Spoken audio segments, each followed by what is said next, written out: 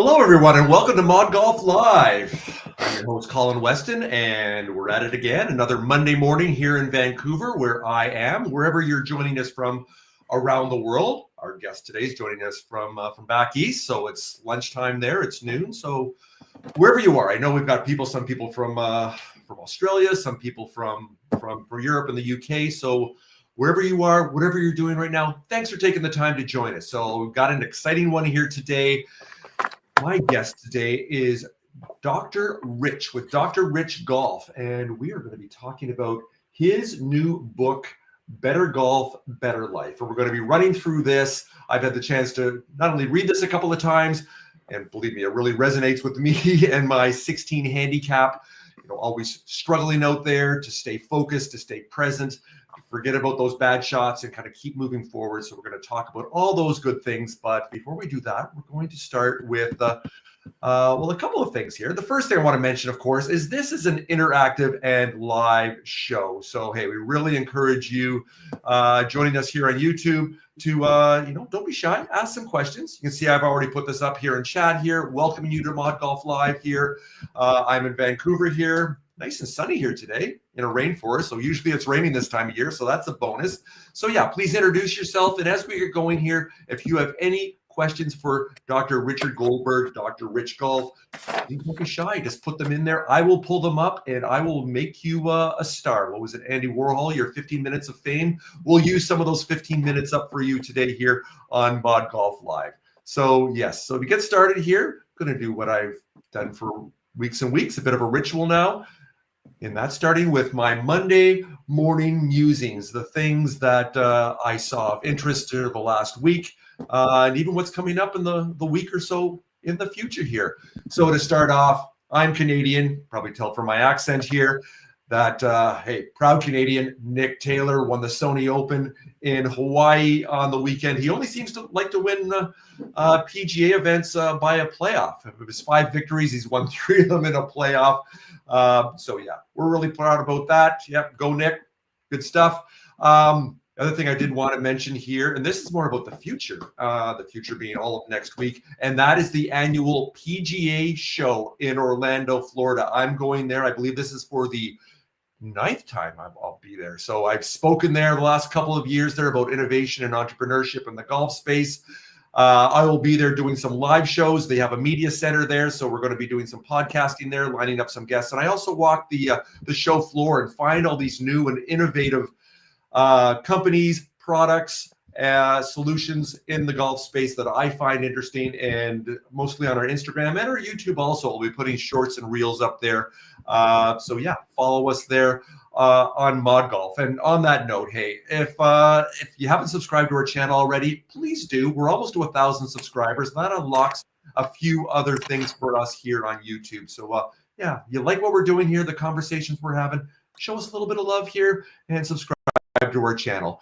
The other thing I'm going to mention too also is last week with what Rory and Tiger have created with TGL, and that is their indoor golf league. They had their inaugural event, their first team event.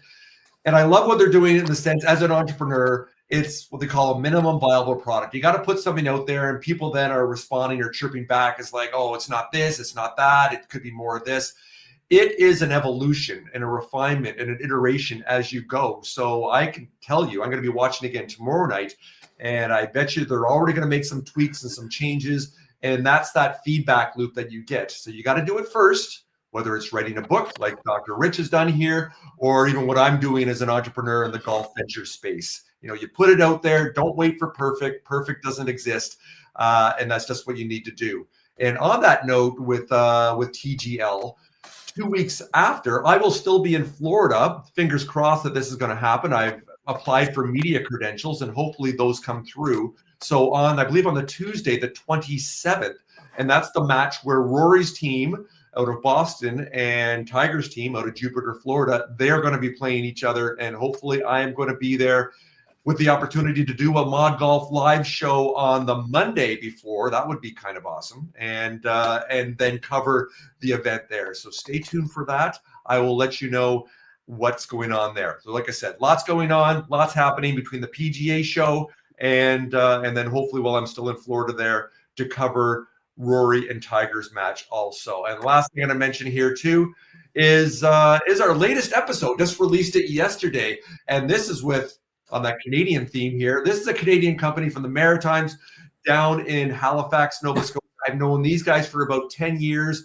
or kind of known them a little bit, knowing of them, and this is called Dormy Workshop. They create awesome, not only custom leather head covers, so you can have your own personal head cover design to tell your story. The one we've got up here as an example, I asked the question to Todd Bishop, is like, what is the most complex or intricate or challenging design you've ever done? And this is the one they came up with, and this is a samurai head cover. They've made a couple of these since, actually their 10-year anniversary, made another one of these to give it away. Apparently that's the work and kind of intricate layering of this thing weighs over 5 pounds. And anyway, so samurai head cover or something in between there. I strongly encourage you to have a look at Dormy Workshop. I will keep in the notes below here in the chat. I will put the link to that episode that we just released. So super excited about that. All right, there's my Monday morning musings for today. Now it's time for the main course, the main act, and I will bring him on here right now, and that is Dr. Richard Goldberg. Dr. Rich Golf. Sir, good morning. How are you today? Morning, Colin. I'm out here in Rhode Island. Cold, 30 degrees, but sunny. Little snow in the golf course, so it's closed today. A little bit slow. I guess with snow on the ground, putting would be tough. I guess the stint meter would be about a 0 right now with snow on the ground. That wouldn't work out too well. So obviously you're not working on being mindful on the golf course today. So obviously off the golf course, you're working on your mindfulness on this. So before we actually take a deep dive into better golf, better life, and all the great things that you have been doing over the years, also through your golf coaching and the workshops that you do. So let's start with this, with the book, Dr. Rich. Why don't you tell us about your background in golf, your connectivity, as yourself as a doctor of psychiatry and a professor at Brown University. Why don't you tell us about how your work in psychiatry, your love for golf, is all come together with the work that you do with Dr. Rich Golf. So why don't you give us an overview to start off here? Yeah, well, let me say it's an honor to be part of your podcast. You've had some extraordinary people on. I'm happy to be here and to talk about this a little bit. I may have a unique background. I mean, there are not many people who are, Ivy League professors of psychiatry who are mental golf coaches. And I think that there's something that probably helps me be helpful because I've spent my career figuring out how to help people change. So I played golf since I was 13 or 14. It's always been a part of my life.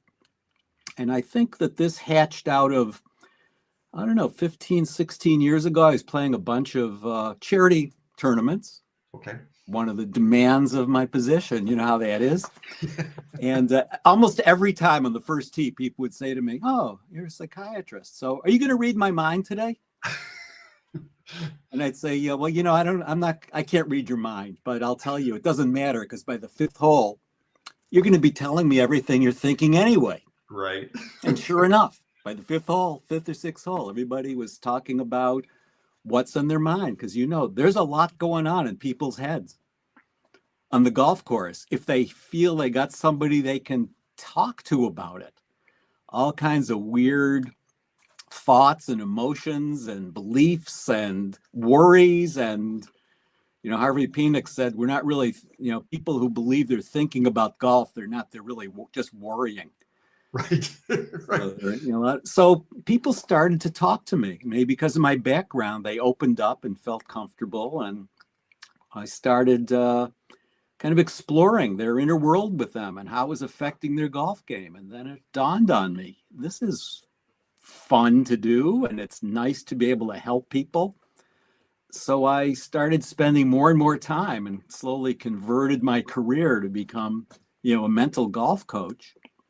And then maybe it's this idea of the book, Better Golf, Better Life. I think I realized that one of my mottos kind of became, we play golf to be better people too, not just better golfers, because there's so much that we learn on the golf course that we bring into our lives. And that's what, some of the things I'll talk about on the key points. So I've spent, the last 15 years with coaching people, speaking, all age groups, from people who are aspiring Monday PGA qualifiers all the way up to, high handicappers who are trying to break 100 for the first time. And remarkably, they all have very similar issues, but it's got to be sort of personalized. They talk about personalized medicine. Right. Well, this coaching is very personalized as well. So it's a joy for me to do it. And I got a big boost from Netflix. I think you also, you probably saw that Full Swing series. Yes. One of the featured shows was Wyndham Clark and Julie Elliott in I think it was the 23 U.S. Open. When he walks off after winning, goes up to the microphone, the first thing he says is, "I'd like to thank my mental coach."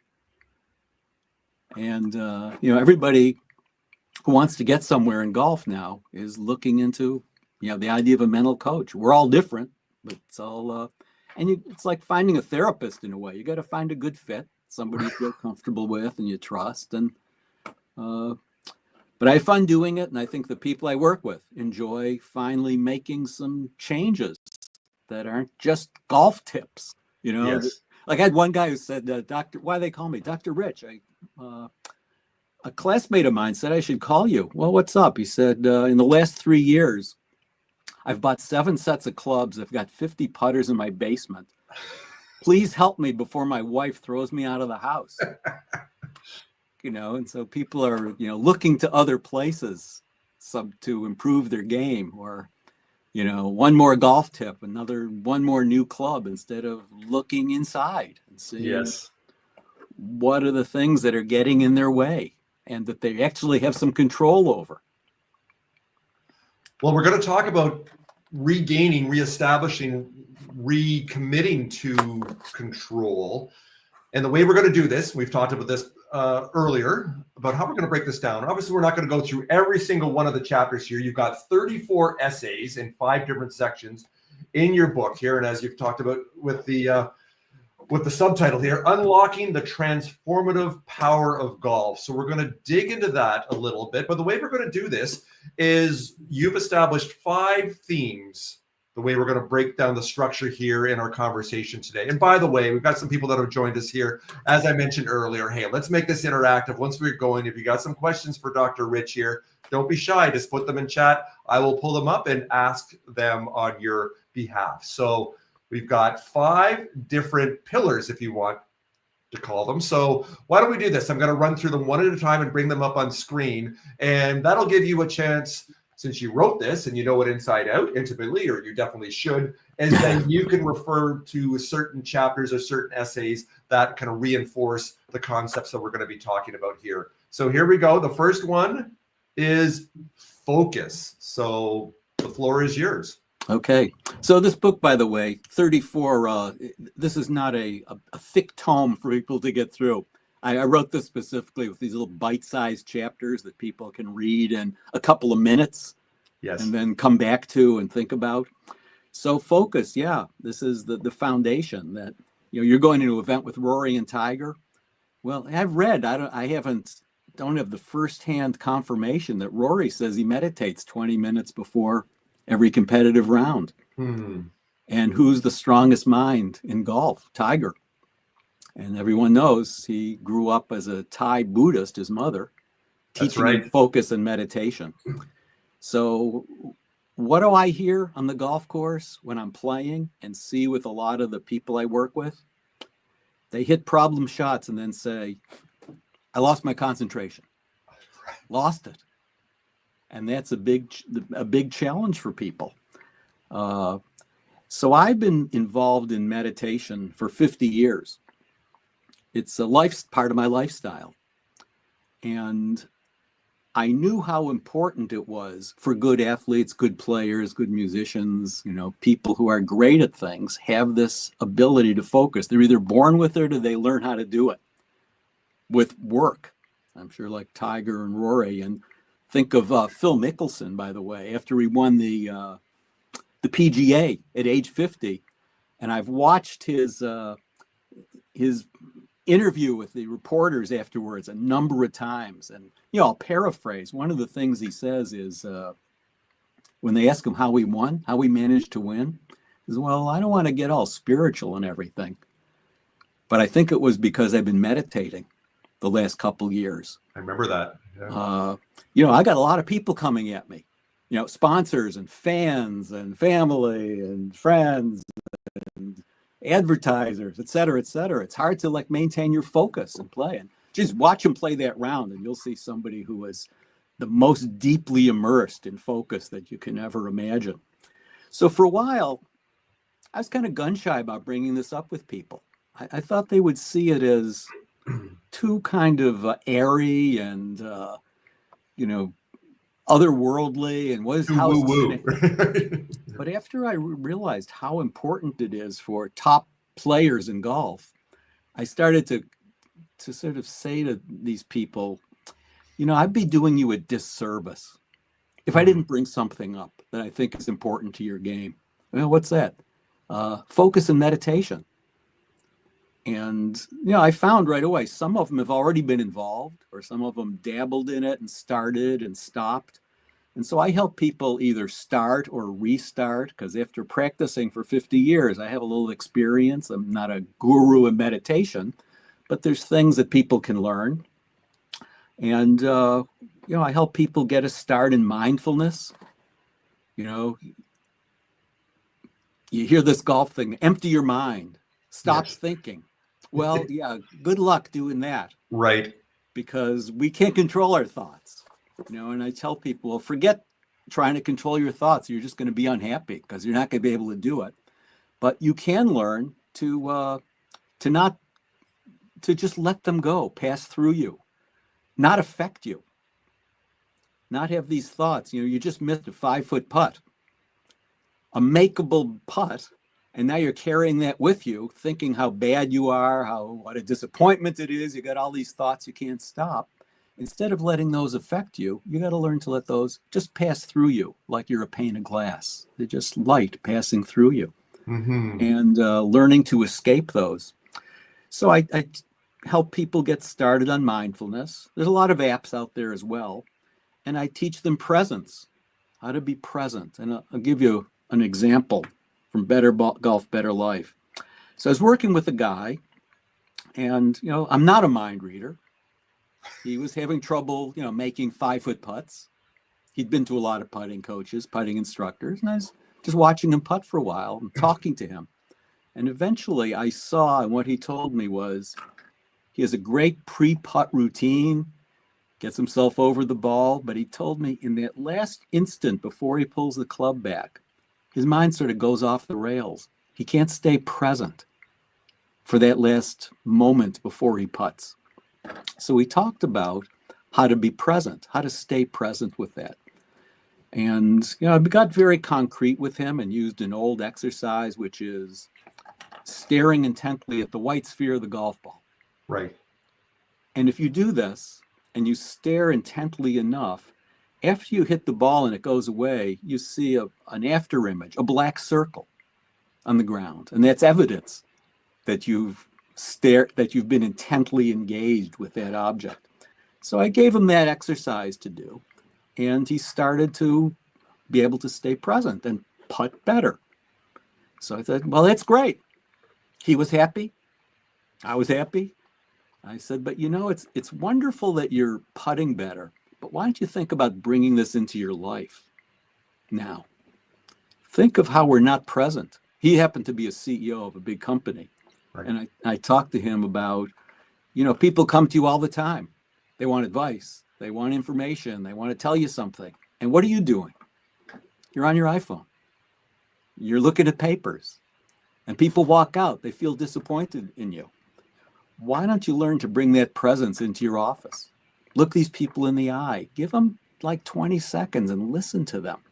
And you'll see they suddenly become very loyal and attached to you as a leader and to the organization, let alone the presence we don't have at home with our family. So this is a great example of Better Golf, Better Life. The presence that you can cultivate and practice on the golf course is a life skill you bring into your life. So last thing I'll say is the people who say, Dr. Rich, I love this, but I don't have time. I don't have time to meditate. When am I going to do this? I remind them that you got 3 hours on the golf course every time you play. Because in a 4-hour round, we're not engaged in our pre-shot routines and swinging the club that much time, maybe an hour of the 4 hours. So you got plenty of time to practice while you're playing. Yes, yes.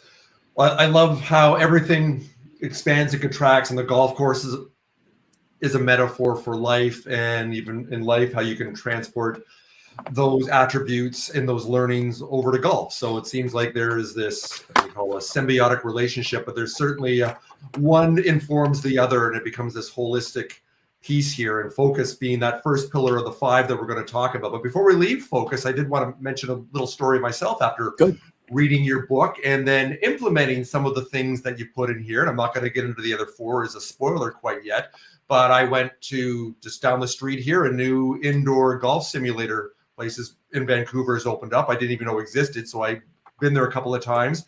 The first time I went was before reading the book, and just kind of went through my typical thing, played a round of golf on a course there, didn't do all that well, was starting to rush, and talking about ritual, as you mentioned, with putting there with the one gentleman there. But your PSR, you talk about your pre-shot routine.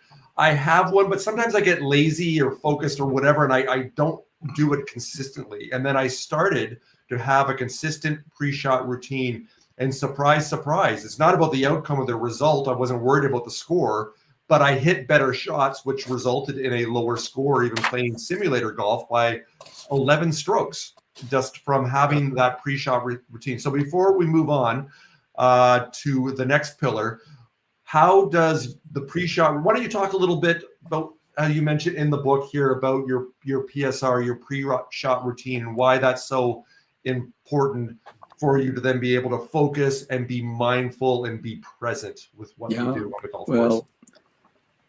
Everything comes together in people's pre-shot routine. So one of the major things I do with people is help them create or recreate them. So I had a client recently who said, "Oh, pre-shot routine, Dr. Rich, I got a pre-shot routine. I don't need you to talk to me about that anymore." So I said, "Okay, we got plenty of other things to work on." And it was, but 3 or 4 weeks later, he came back to me. He said, "Now that you brought it up, I'm just going through the motions. Right. I'm not really engaged in my pre-shot routine. It's not really that helpful to me anymore."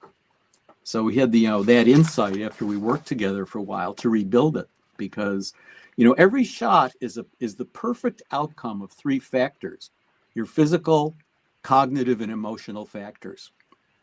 And it's your thoughts and emotions that have to get built into the pre-shot routine as well, in order to give you the best chance of good outcomes. So building a pre-shot routine, and I use all the the classic issues of the thinking box and people looking at the wind and the lie and where the green is and where to miss and where not to miss, etc.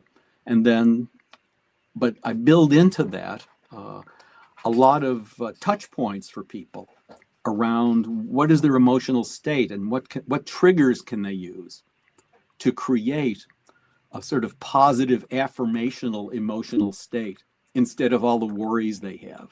Right.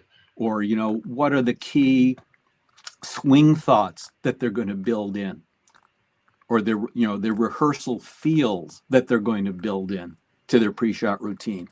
And one of the best things about pre-shot routine is it insulates you from everything else, because a neuroscience principle is your brain can't really do 2 things at once.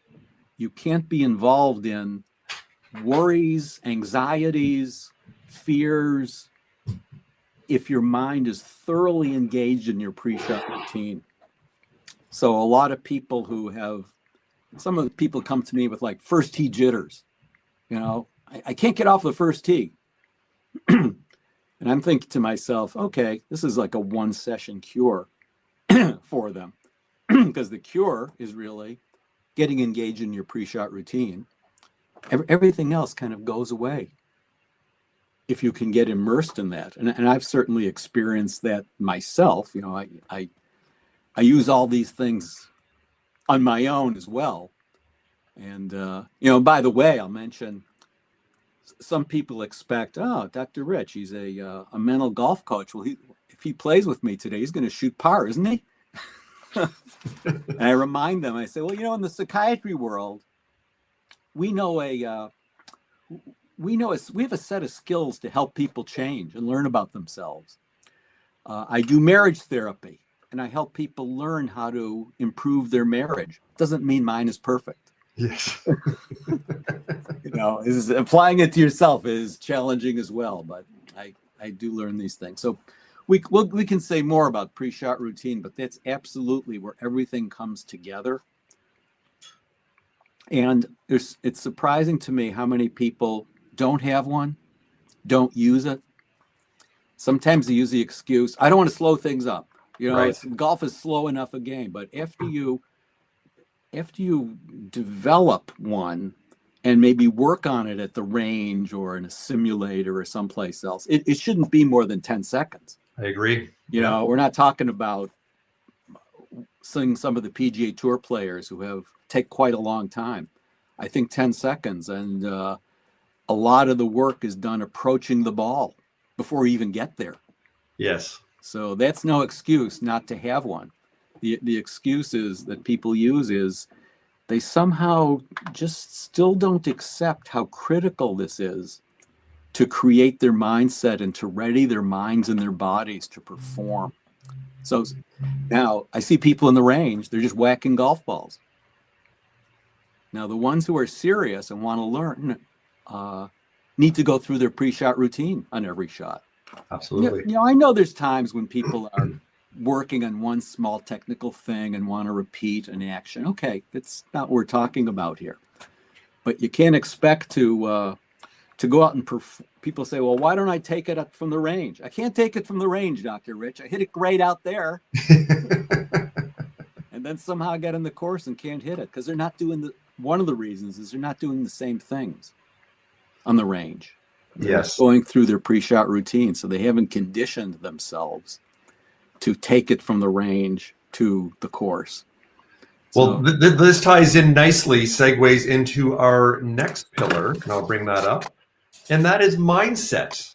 So tell us about your thoughts on mindset, especially within the essays here of the book. Yeah, well, everybody brings a mindset to the course. Before you even get to the course, you're in a certain mindset. Sadly, some people have such a rush to get to the golf course. They have so many things are getting done last minute. They're driving fast. They're finding a parking space. They're throwing the clubs on a cart, or they're getting out there. And their mindset is a mess. And they haven't focused on things. So they bring a bad mindset, a chaotic mindset to the first tee. Yes. And, you know, good players who want to improve their game through, you know, mental focus, start thinking about that even before they get to the course, is their mindset.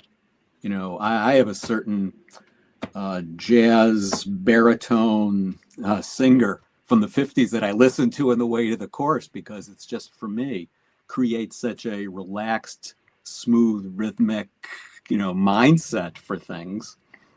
So we bring a mindset to the first tee, and we bring it to every shot. The number one golf psychology lesson for the last 120 years, and I'm a big reader, you should see my golf library, is this. The number one lesson is you have to get into a process mindset, not an outcome mindset. If there's one lesson people learn, and listen to the PGA winners when they say, well, what happened? How'd you win today? I stayed in my process. Yes. It sounds like a cliche because they say it so much, but it's true. So how do people know if they're outcome focused or process focused? I'll give you some examples. You're outcome focused if I'm thinking about my score today. I need to win this match. I need to beat this guy.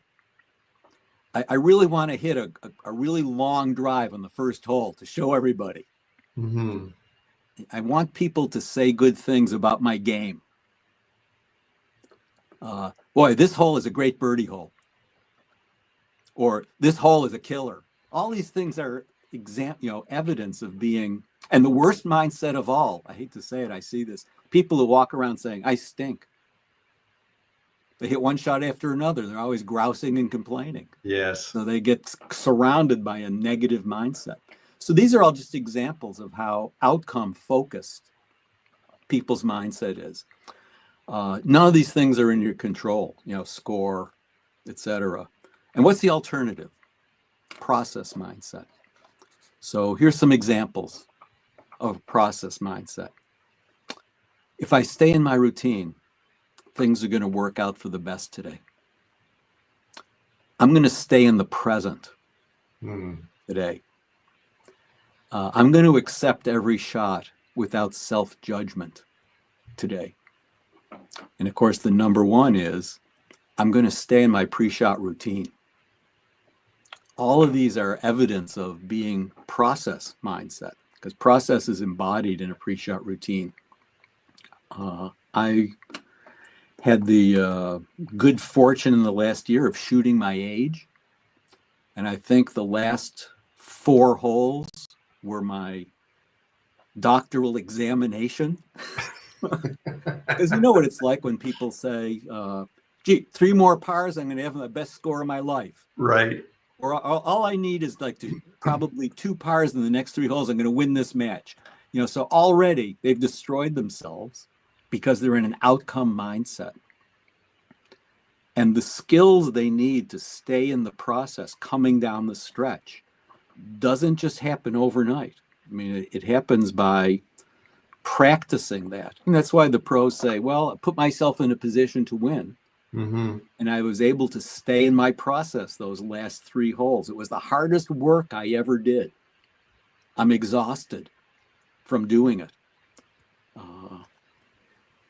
So creating this the positive mindset, and incidentally, we talked about pre-shot routine, having an affirmational component in the pre-shot routine. Like, there isn't one pre-shot routine for everyone, but a lot of people I found it's very helpful if they have an affirmational component. The example being, they've done, the last thought they might have after doing all their pre-shot routine is, I've done everything I'm supposed to do. This is likely going to work out well for me. Or I can do this. Or let's go. Here's a great shot coming along. Something affirmational. Put it in instead of something fearful. So we all know, I think we know intellectually, but a lot of people don't believe it. Good scores happen. Yep. We don't make them happen.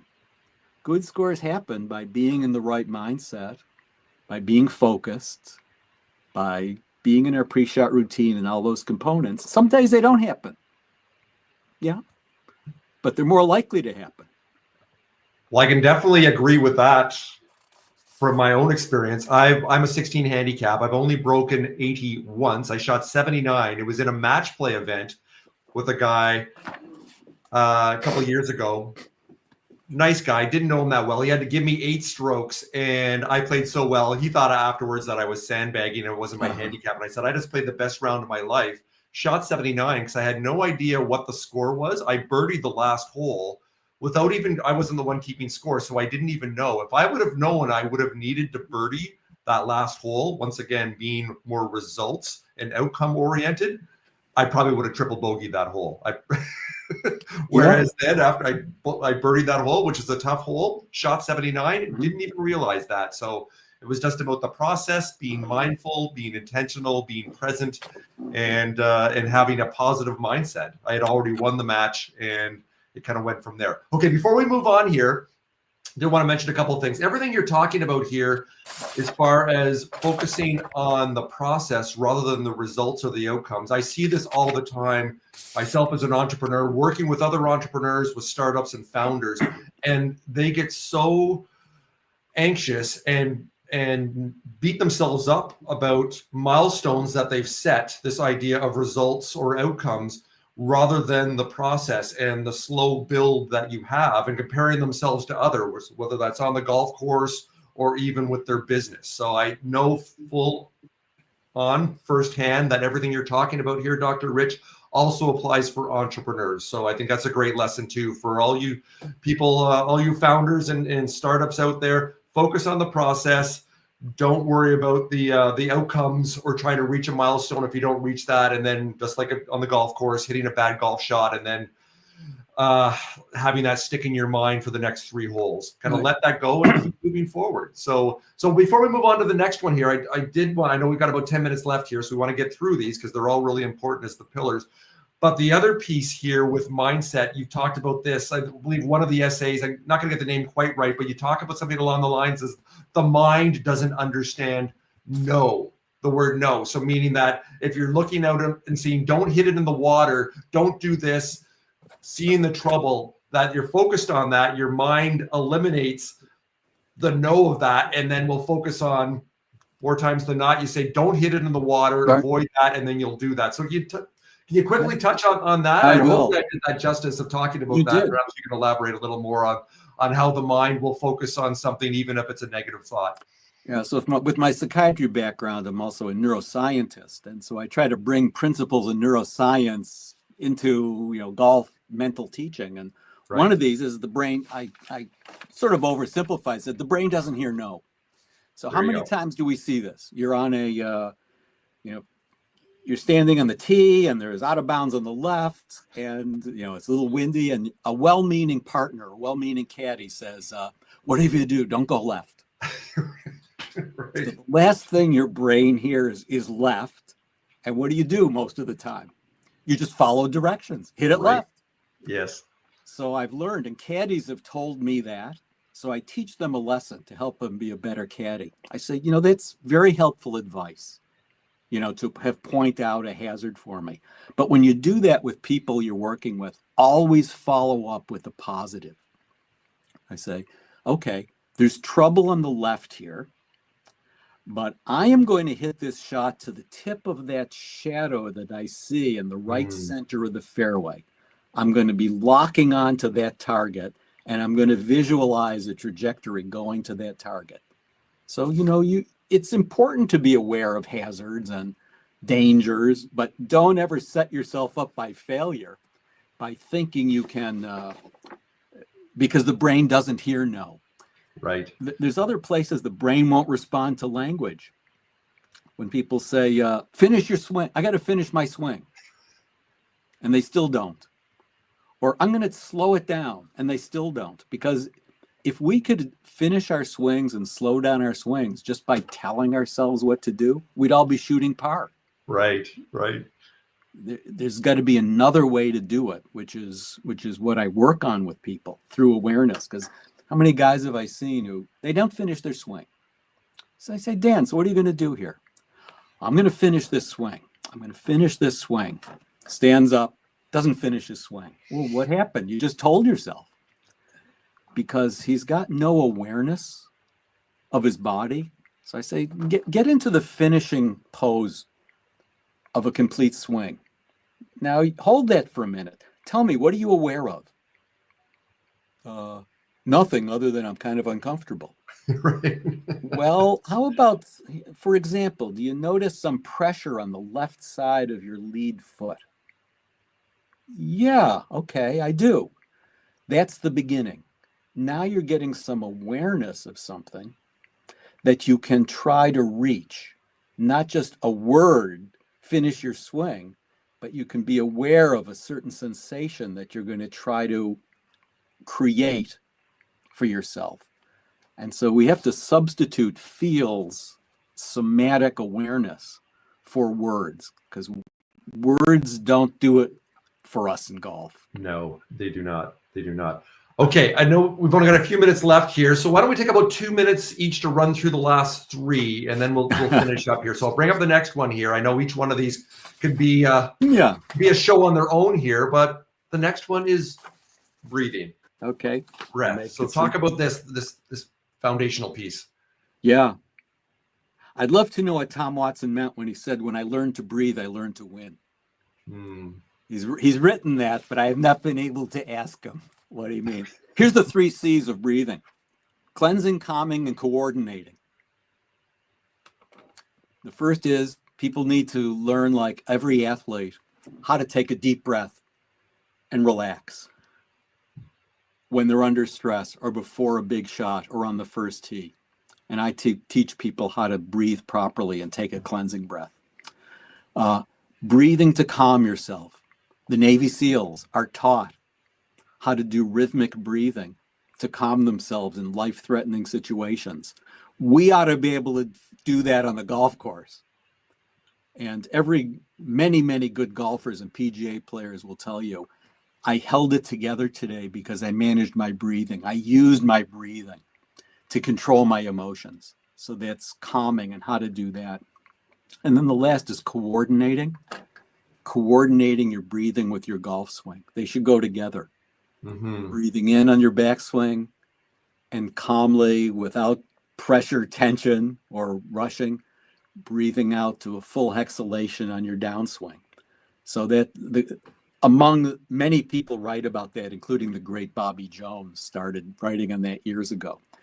So I spend time with people who need these basics of cleansing, calming, and coordinating their breathing. And sometimes these things alone take strokes off of their game.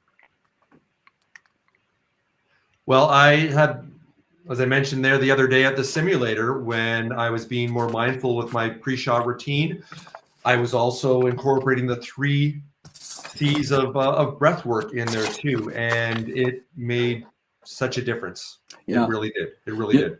You know those days you feel my game's going off the rails and I just can't get it back onto the rails? This coordinated breathing, of coordinating your breathing with your golf swing, is one of the shortcuts to getting your game back on the rails. I agree.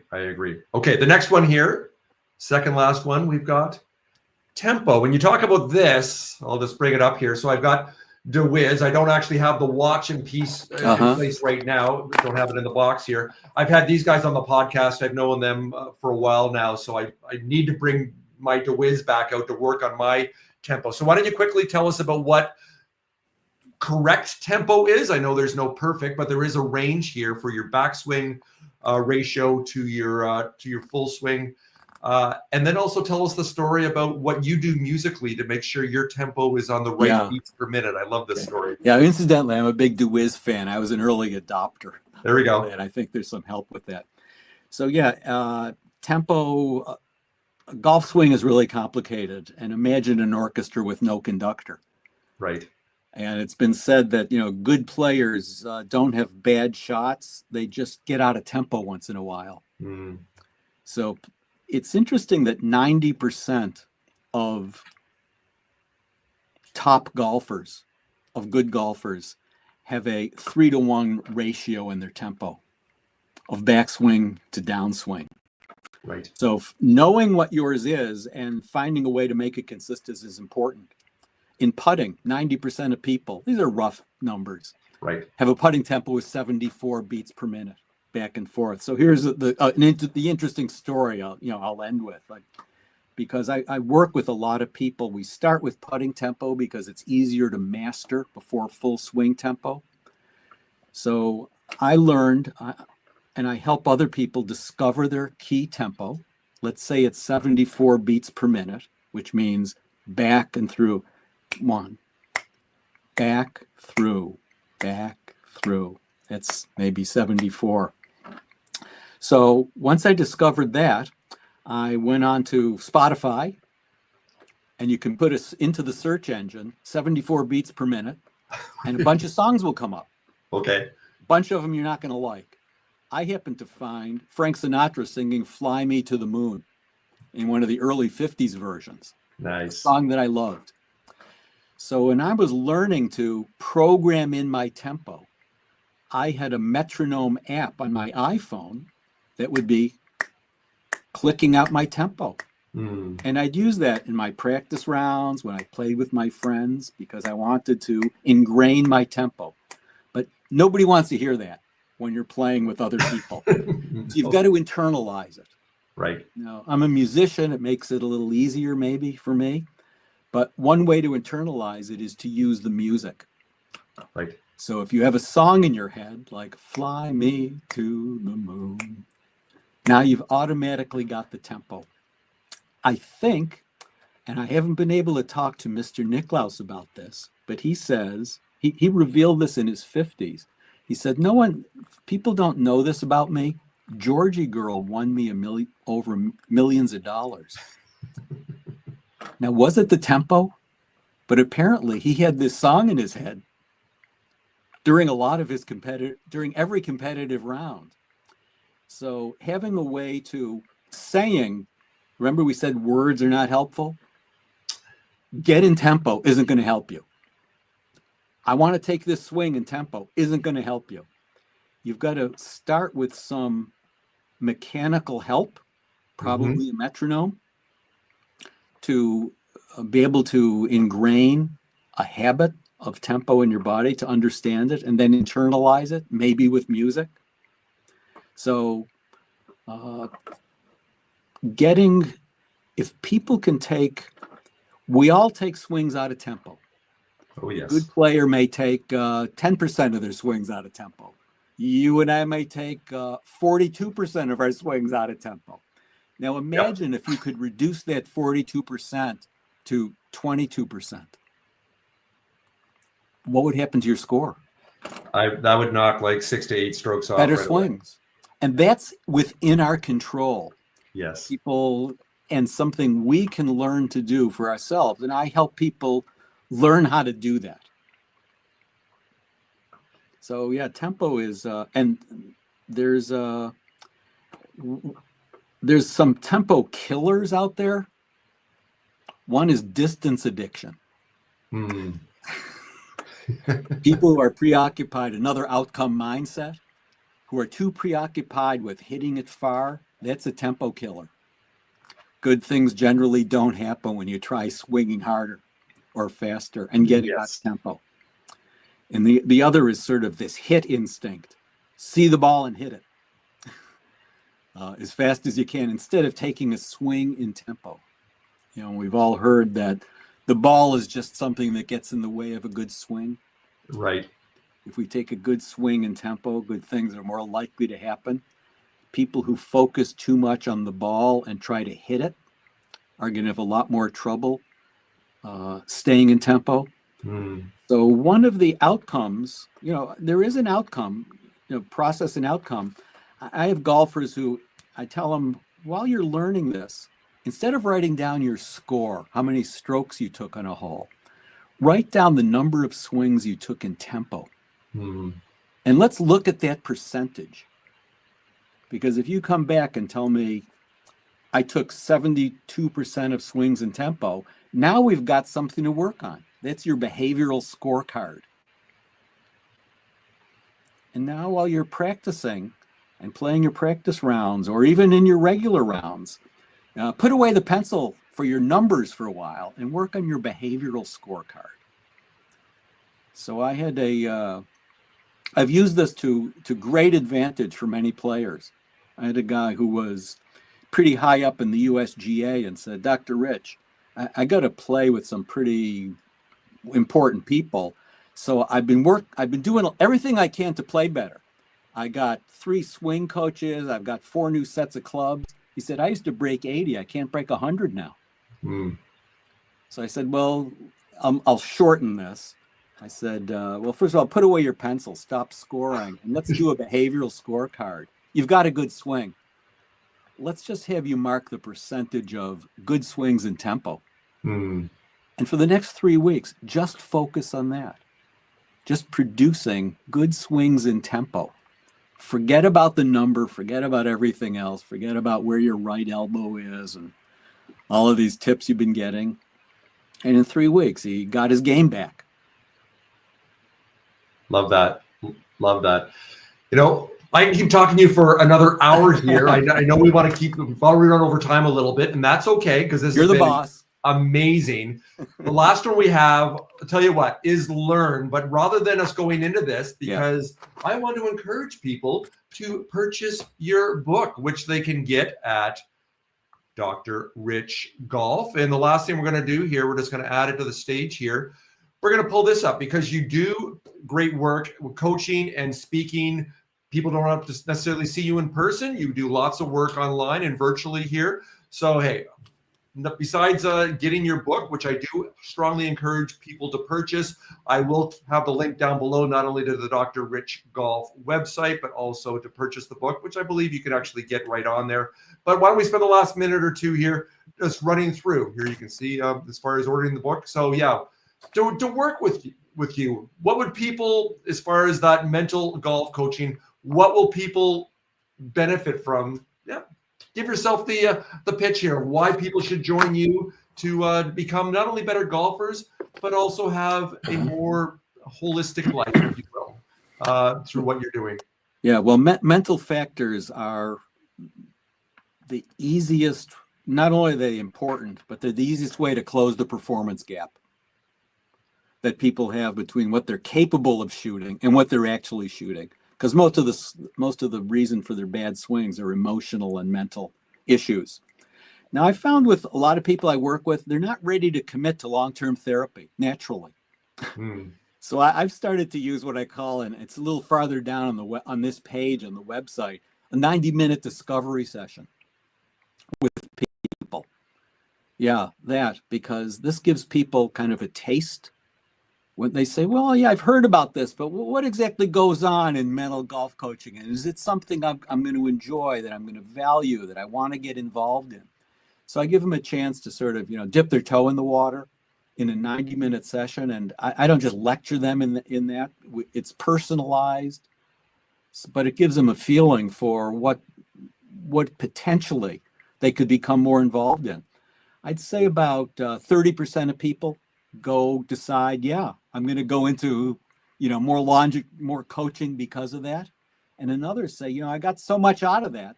I think I'm good to go for the next 3 months. I got so many things I can work on just from that. And that's fine, because I have limited time too. Yes. So it's all these, mental issues are well within their control. And I'm not saying don't get new golf clubs that fit you well. That's important. Don't get a good swing coach, but don't expect golf tips to, help you make changes. Learning about what you're contributing to undo your own game and how you can flip that around is just as important or more important. Absolutely. Well, hey, why don't we finish up there? Again, there I've got the URL for the website.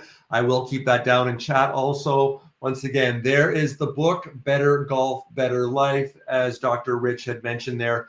Yeah, all of these essays in here, a couple pages long each, so they're nice bite-sized nuggets, and I've already gone back and read a few of them a second and a third time here.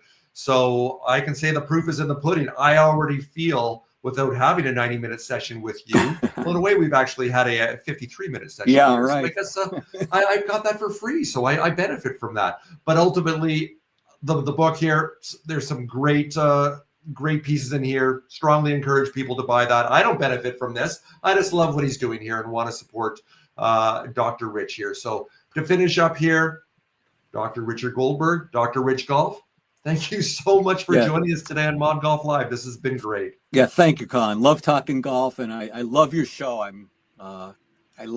It's an honor to be part of the group of people, the incredible people you have on ModGolf. I appreciate that. All right, you take care, and we'll talk very soon. Have a great day. May the golf gods smile on you. All right, bye for now.